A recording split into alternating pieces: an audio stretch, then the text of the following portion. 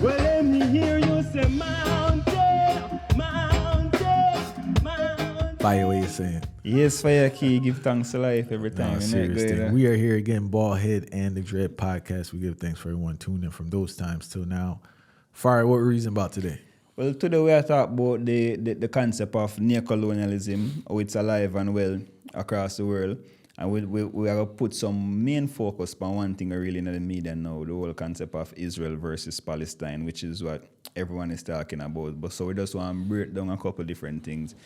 I really want to show people say this concept of World War III what seem like a far-fetched thing. I really want to tell you say it's active already, as far as we can tell, because the whole thing of World War is like most people always await upon the same media for classify the wars them and the same colonial countries to classify the war. But I can tell you that with all of these atrocities going on today, these are more severe than what was going on back then. And a lot of these different things are now being exposed to the forefront. So we want to break down the concept, you know? And one I want to say, give thanks for social media. Because social media has kind of been the saving grace for the masses for information. Because if you just watch mainstream media, how this has been depicted in the word usage, the headlines always say, Israel, Hamas. You get what I'm saying? So it shapes your mind already because Hamas is not a country. Mm-hmm. Or they say, they keep referring to as this terrorist thing and this and that, but it's like, you're not killing terrorists, you're killing citizens. Civilians. Civilians. Mm-hmm. You're killing children. So I just want to say give thanks for social media because now at least there's a median where people can get information. Yes, there's some skewed information on social media, so we don't want to say it's totally correct, but within this situation, it is giving a balance to the false narrative that's being presented on mainstream media about this situation, Yeah, I really when you check it still because I want to tell you, say, I look on CNN and I read BBC and all of these popular US media sources. I'm really break down the concept is like they don't dive into anything. First and foremost, you try to figure out what is this war going on between Israel and Palestine, right? There's nobody that breaks down this war between Israel and Palestine. Key strategy, far right. So Key again, strategy. and then you realize it's a partisan type of conversation. And remember, even though the media houses have a duty, according to them, have a duty to inform the people.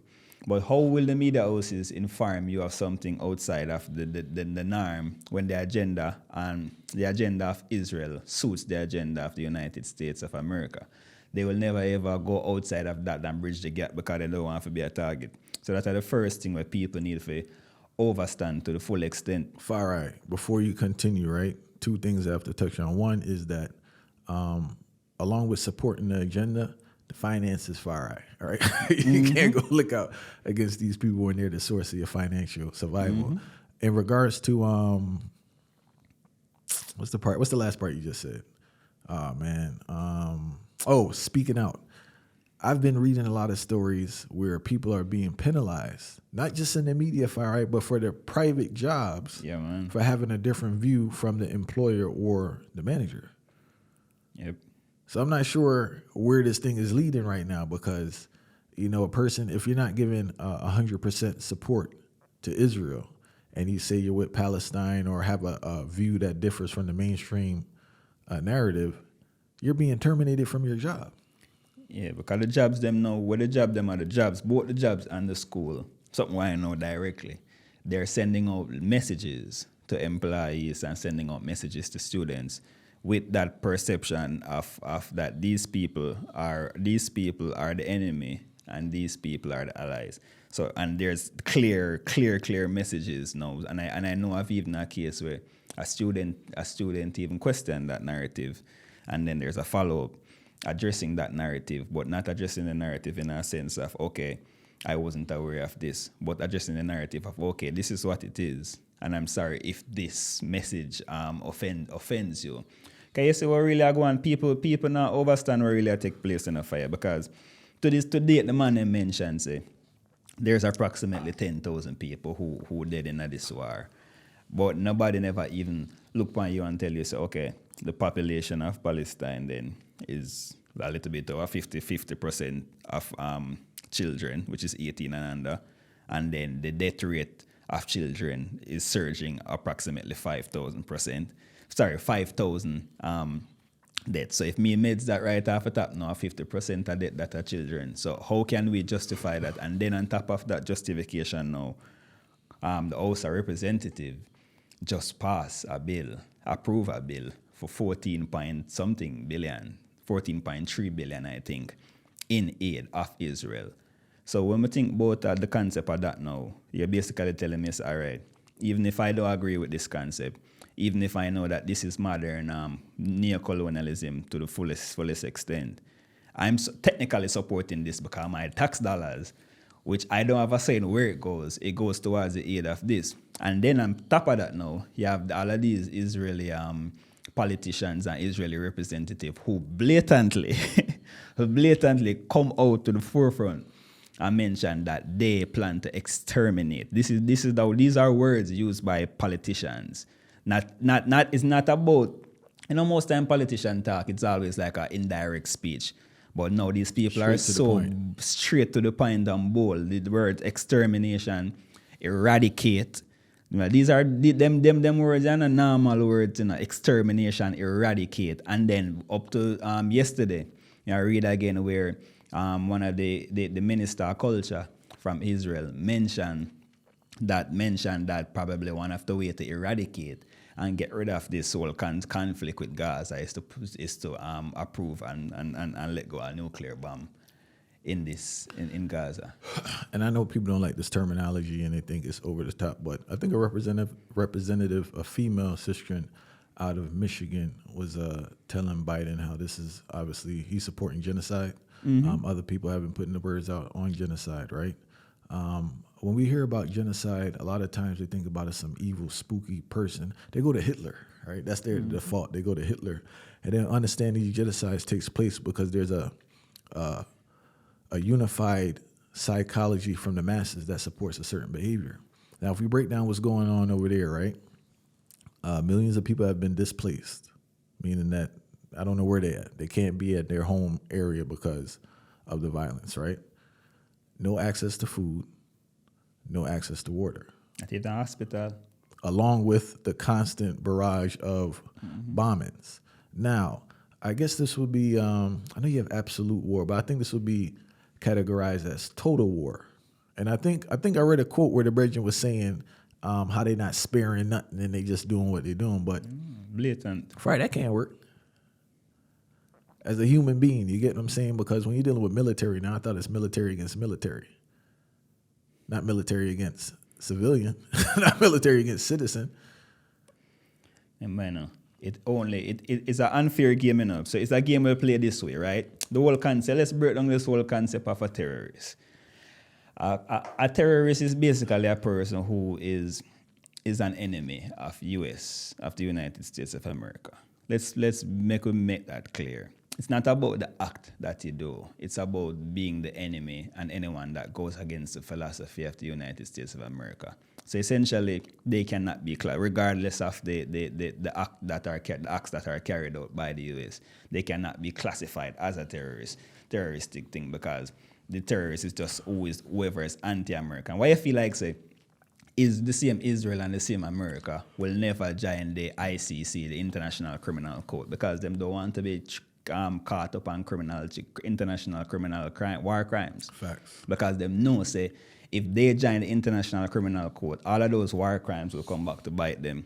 And this is what about domestic war crimes here in America? Them all get caught up on that too. That's what I'm saying. It's just like, And them know that, especially with the whole runnings, even with George Bush, both the father and the son, to them know that there's charges awaiting them, previous charges awaiting them from the International Criminal Court, so they're not going to join that because they're already aware of what is being done for you. When you think about how the man, like Israel, Gaza, and Palestine, as them call it right now, is the biggest open-air prison in the world, The fact that they don't have access to water, them not have access to hospitals, them bomb them universities. Yeah. And then, on top of that, there was a clear message, all right.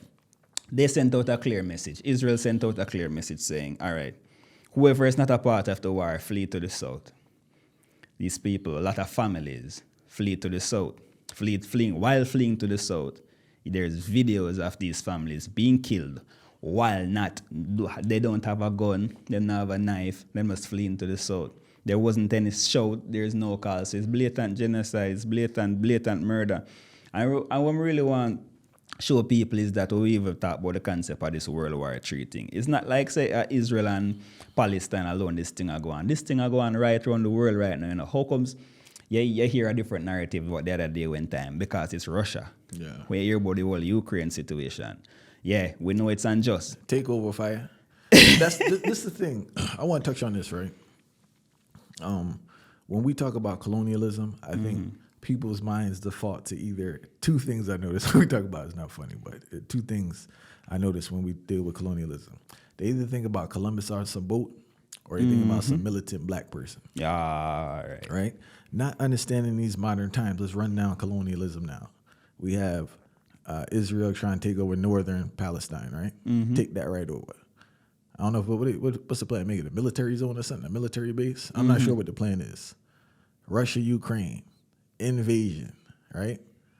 Jamaica with the Chinese, even though it's not a use of violence, it's a use of economics. Yeah, that's a new war. That's a new war. People not pre-ing this Jamaica thing too tough. I know we spoke about it before, but that's a form of colonialism. Congo, colonialism. Many other African countries, because what you have now is disruption, and you're going to have you taking over the land and displacing the people. It's the same formula, it's the same concept.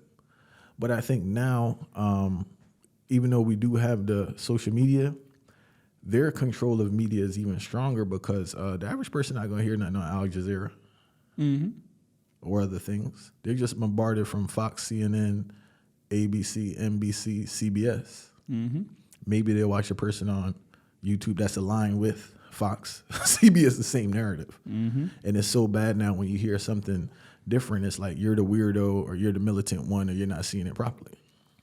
Well, that's not the thing. So everybody, I or think, even us right now, a person to listen to us and be like, we're talking pure foolishness. Yeah, because out of the norm, it disrupt the whole status quo now. I even mention Congo. I don't even want to skip over this whole concept of Congo because I know that the whole Israel and Palestine is the mainstream, and then before that it was in the mainstream it was Russia and Ukraine, which is still going on. You don't hear nothing about that again.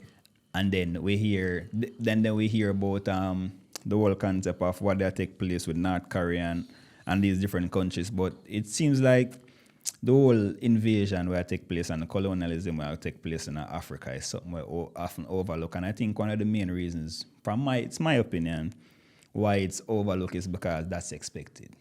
So that's expected, I think, because it's black people. Yeah, so no the rape cares, in Africa is like Yeah. a norm. It's almost like a norm now. Because right now, the man might bleed Congo for this cult and for support all of these iPhone launches and all of these different things.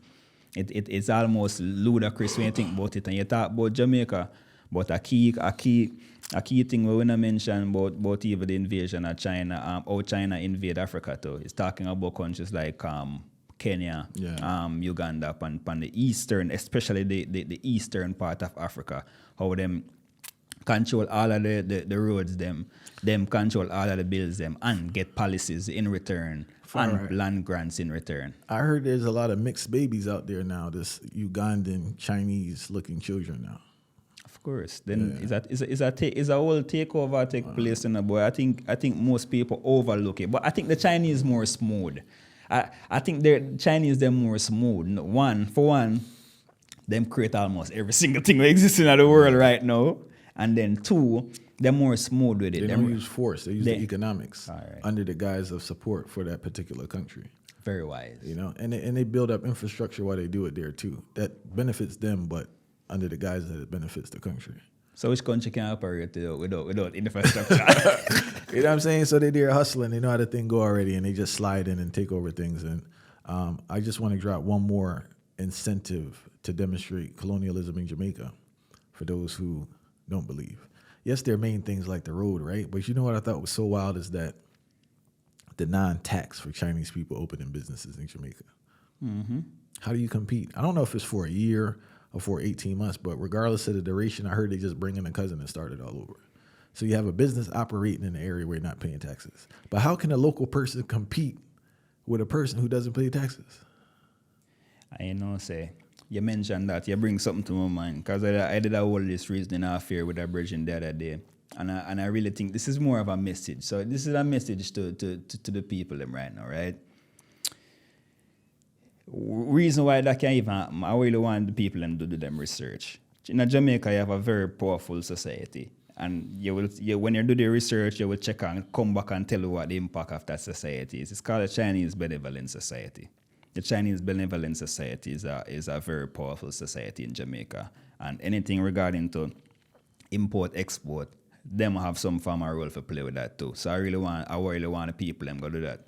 And I think one of the next part is that it shows organization will always beat disorganization.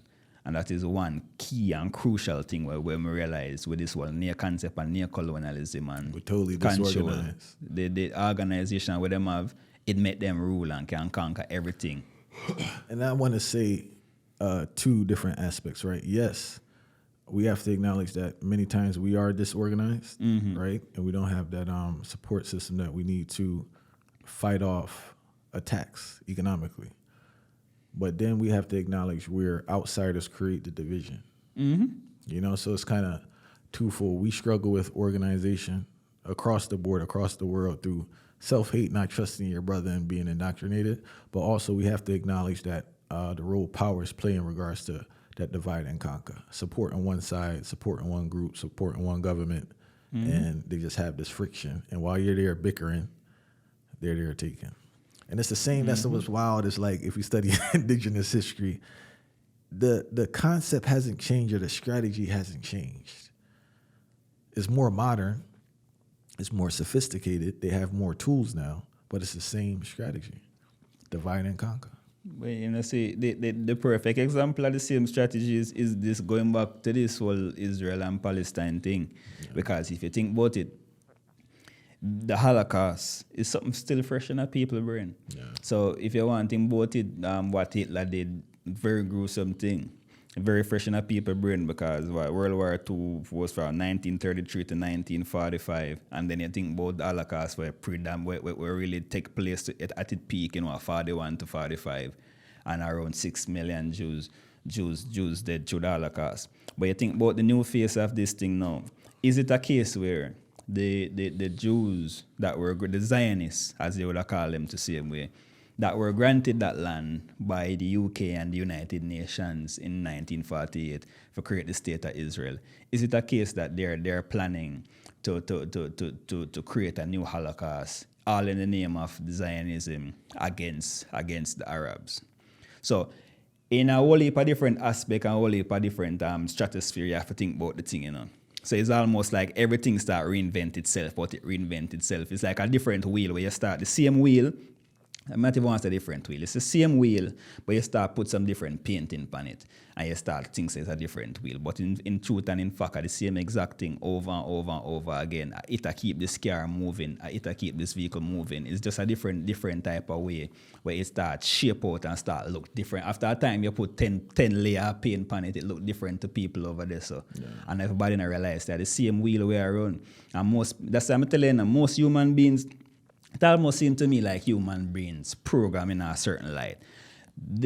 While the Holocaust was taking place, everybody was so sad that they were the particular target. Now them get themselves in a particular position. Now them want to inflict that pain and that wound upon somebody else. It's like human beings it's almost like programmed to say, okay, I want to be in this position of power. I don't want to be the one who that pain is being inflicted on. I want to inflict the pain. And it's not like everybody want this whole conflict and tension across the world for end. And I want to touch on one more thing before we stop fire, right? And I want people to do this when they hear these things. We have to put things in the context in regards to who's doing the particular act. Mm-hmm. So many times it's like Israel, and they take on the whole country or everyone affiliated with them, and that's not the case. Mm-hmm. Yes, you have many people who just support it, you have people who don't support it, but they're not the ones in the position of power to push these actions forward. Mm-hmm. And I think sometimes we generalize and we put the citizens with the politicians. Mm-hmm. You get what I'm saying? And I think people need to have that understanding when we talk about politics and we talk about things that are being done. And one more thing I want to let the people know is that when you hear the news, right, put on your thinking cap. Because the news, as you explained earlier, they don't break anything down. They'll give you headlines to put these ideas in your head, but they don't break it down. Because if they broke it down, it wouldn't make any sense. So they constantly hit you with sound bites. Mm-hmm. So you either have to take time to do a little research or you just need to pause. Because I hear people saying these sound bites. That's all I hear. They're saying these little sound bites about the situation. They don't clearly understand the situation. Mm-hmm. And they themselves now are being used as a tool to spread the propaganda that they want to spread. Because you're repeating what they told you. Mm-hmm. Same way, so. You know? Same way, so. I think about it, but I know the funny part to it, because there is something funny, real funny, when you think about it. There's two main things, right? So one, I was watching the news recently, and a representative of Israel mentioned that, of course, the destruction of Palestine this is their words. Of course, the destruction of Palestine is the main reason why we're doing this. And then it take them 10 seconds. For much if you make a statement and take a 10 seconds for realize you say something. Yeah. And then they reenact the statement and say, of course, the destruction of Palestine is not. Yeah. And then try to expose. So I mean, sometimes the truth come out same way. Big time, yeah. And I think people need to pay attention to the truth to really come out, and don't make the truth come out and you still get caught up with the lies. Because there's one thing where the media good at, it's making a good man look bad and making a bad man look good, Yeah. Because them have the different alternative, them have the different means, and them have the enforcers for do that. Big time. So I really want to talk about these enforcers to where the system have. Who are these enforcers? The enforcers are even the very people who watch it, because they say this propaganda thing is not a normal thing when it comes to war. Big time. And when propaganda connected to war, it almost like it's a burning. It's like them, dry fire, them go on Canada, it just spread and spread and spread and spread and spread. And that's how them have new recruits for kind of enforce and keep them system functioning. And you don't want to be that person who keep the very system where you complain about functioning by supporting bad habits, supporting genocide, supporting war, supporting criminal activities, when overall you mentioned that you are a person who don't want to see war and don't want to see criminal activities. So you have to be careful how much you support colonialism. Think about the forms of colonialism where take place. Think about the forms of war crimes where take place. And see what going on. And next thing is you see this capitalism thing where we keep on a top about again. Them benefit whole heap of that now, because right now, at an all-time high, knowing that weapons are being sent from US to Israel, who will benefit? Yeah. When time more guns and more weapons of mass destruction have to create. Now the companies, them are benefit again, see, it's a profit increase. Why do they care at all? Yeah. Yeah.